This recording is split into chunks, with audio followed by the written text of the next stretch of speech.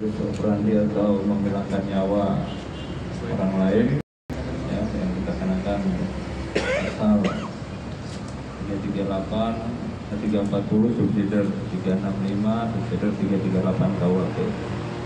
Jadi peristiwa ini diawali dari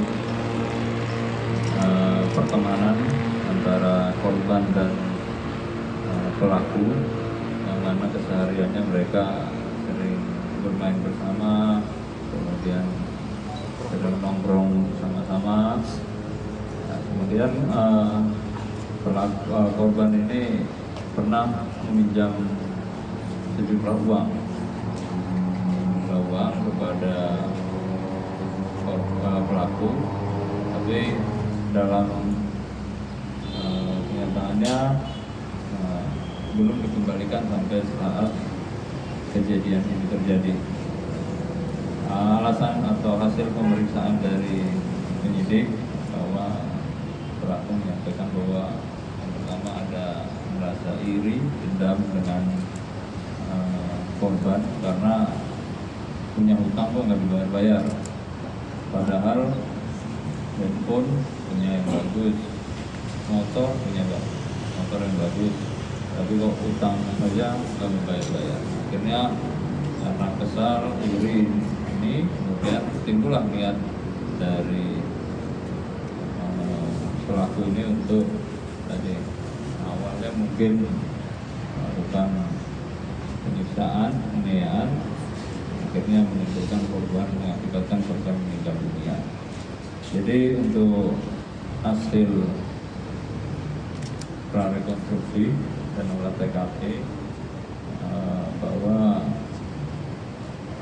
pelaku ini menghilangkan nyawa korban ini dengan cara memiting, ya, memiting dari belakang, dipecah sampai akhirnya korban kehabisan napas, kemudian ditutupi dengan selimut dan dipukuli. Setelah itu dilihat korban sudah tidak bernyawa, pelaku ini berangkat ke pasar Kediri untuk membeli karung untuk membungkus atau memasukkan korban. Setelah itu dibawa keluar dari lokasi kejadian dan dibuang di lokasi penemuan mayat tersebut.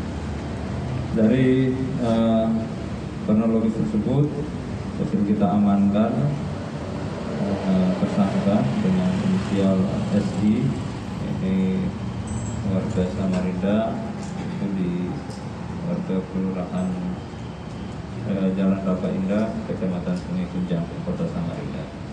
Pasal yang kita sangkakan seperti yang saya sebutkan tadi, pasal 340, subsidiar pasal 365, subsidiar pasal 338 KUHP dengan pidana penjara ancaman seumur hidup atau mungkin paling lama 20 tahun penjara. Di rumah atau di mes tempat tinggal atau kos atau bangsalan mungkin itu milik dari pelaku. Di jalan mana? Kapan, itu Pak? Ya? Di jalan mana itu TKP itu di Jalan Dahlia, Kelurahan Bugis, Kecamatan Samarinda Kota. Kejadiannya tanggal 25 Oktober. Jadi sejak kejadian tanggal 25 Oktober itu sekitar pukul 20.30 lah. Ya. Kemudian setelah itu si korban ini kan sudah tidak pulang, itu pihak keluarga mulai melakukan pencarian dan melaporkan pertama kali, yaitu melaporkan orang hilang.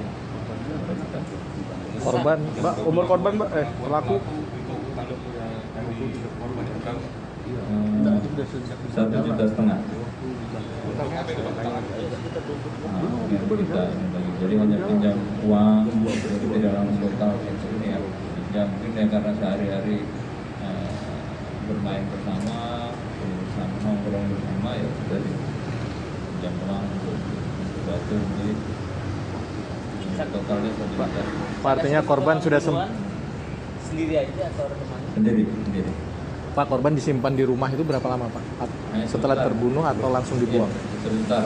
Jadi ada waktu jeda setelah mengetahui bahwa korban sudah tidak bernyawa, pelaku ini keluar ya jam 2 dini hari ke pasar Segiri untuk membeli karung. Pak, waktu tepatnya dia disiksa itu jam berapa, Pak? Ya, 20.30. Karena kan keluarga sempat terkoneksi nih sama korban sekitar pukul 11 malam itu. Jadi mulai dihabisinya Ya sekitar, kalau dari keterangan 20.30. 20.30. Ya, sekitar jam. Pak, dia di Handphone dari korban ini dibuang. Dibuang. Ya, kita belum terbuka. dia ke tukar itu ngapain nggak tahu? Ya, dari gitu. Pak, dipastikan lagi Pak, apakah pelaku ini bawah umur? Umur pelaku, Pak? Iya, juga umur. Berapa umur? Berapa? Ya, 17 tahun. Masih 17 tahun. Kalau korban 18 tahun. Pasalnya nggak berhapus Pak karena ada upaya pembunuhan. Iya, sudah dilapis dari 3 Lapis lagi ya. Lapis lagi. Mungkin kurang pendengaran. 365 ayat 3 Ya. bisa dekat son. Lapis lagi. Selama setelah melakukan pembunuhan ini kan si pelaku kabur kemana dia? Ke Tenggarang. Ya. Tempat terakhir pada saat melakukan penangkapan diamankan. Ke rumah keluarga atau apa di sana? Iya. Pak, kenapa dia punya ide untuk buang di Maret Jalan Mawar itu? Pak? Ya, intinya untuk menghilangkan namanya orang panik ya. Panik. Ya, panikan, kemudian